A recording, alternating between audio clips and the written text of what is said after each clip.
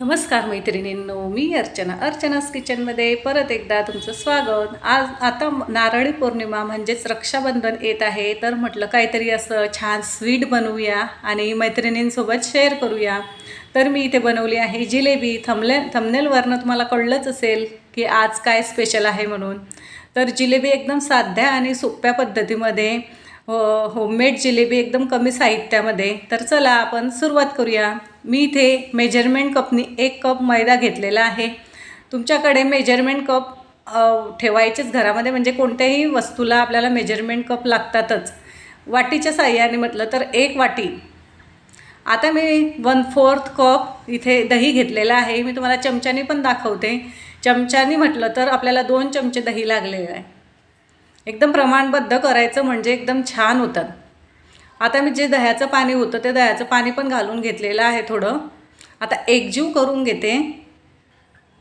एकजीव झाल्यानंतर लागेल तेवढं थोडं थोडं पाणी घालून छान बॅटर बनवून घेते. बॅटर थोडं घट्टसरच ठेवायचं, म्हणजे त्याला नंतर पाणी सुटते.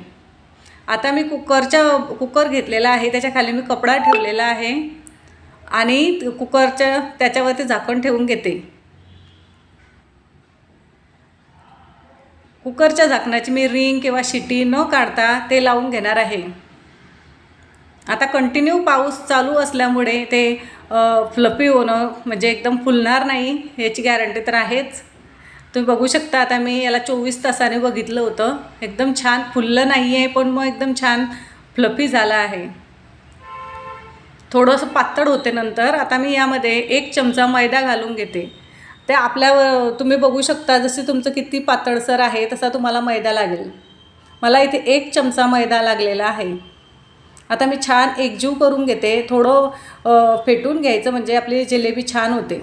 तुम्ही बघू शकता बॅटर कसं पाहिजे कन्सिस्टन्सी. ते आपण केकचं बॅटर बनवतो त्याच पद्धतीमध्ये हे सुद्धा पाहिजे, म्हणजे एकदम छान आपली जिलेबी होते.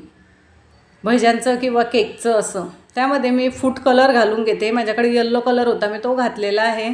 तुमच्याकडे ऑरेंज कलर किंवा येल्लो कलर असला तुम्ही घालू शकता. आता परत मी एकदा छान एकजीव करून घेते. आता मी इथे पायपिंग बॅग घेतली होती. तुमच्याकडे पायपिंग बॅग नसेल तर तुम्ही आपली डेलीची जी पिशवी असते प्लास्टिकची, ते सुद्धा यूज करू शकता, मिठाची पिशवी वगैरे. आता ग्लासामध्ये पायपिंग बॅग ठेवलेली आहे, म्हणजे बॅटर एकदम व्यवस्थित त्यामध्ये पडते. आता जे मिश्रण बनवलं होतं ते मी पायपिंग बॅगमध्ये भरून घेते पूर्ण. अशा पद्धतीने जर बॅटर भरलं तर एकदम व्यवस्थित, काहीच न घाण होता व्यवस्थित होते. आता मी इथे आपल्या जिलेबीसाठी चासणी बनवून घेते.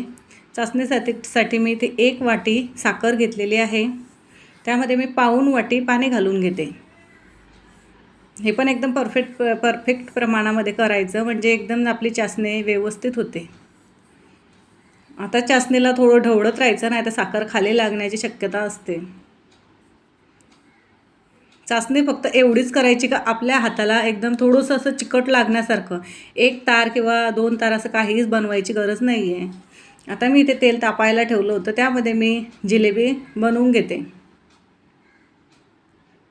जिलेबीचं एकदम बॅटर व्यवस्थित झालेलं आहे. फॉर्मेट पण छान झालेलं आहे. बघू शकता जिलेबी किती व्यवस्थित बनते ती. अशा पद्धतीने जिलेबी काढून घ्यायची. एकदम हाय फ्लेमवरती जिलेबी तळून घ्यायची.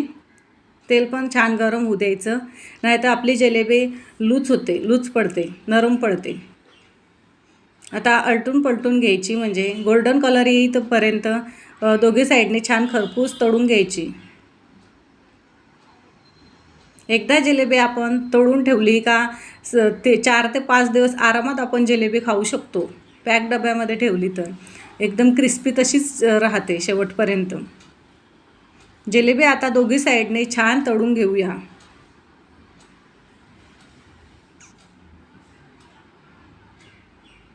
जिलेबी आता आपले दोघी साईडने तळून झालेले आहे. एकदम छान गोल्डन कलर असा आलेला आहे जिलेबीला. येल्लो कलर टाकला होता त्याच्यामुळे अजून छान कलर आलेला आहे. झटपट होणारी ही अशी रेसिपी तुम्ही पण एकदा नक्की ट्राय करा. आता छान जिलेबी आपली गोल्डन झालेली आहे.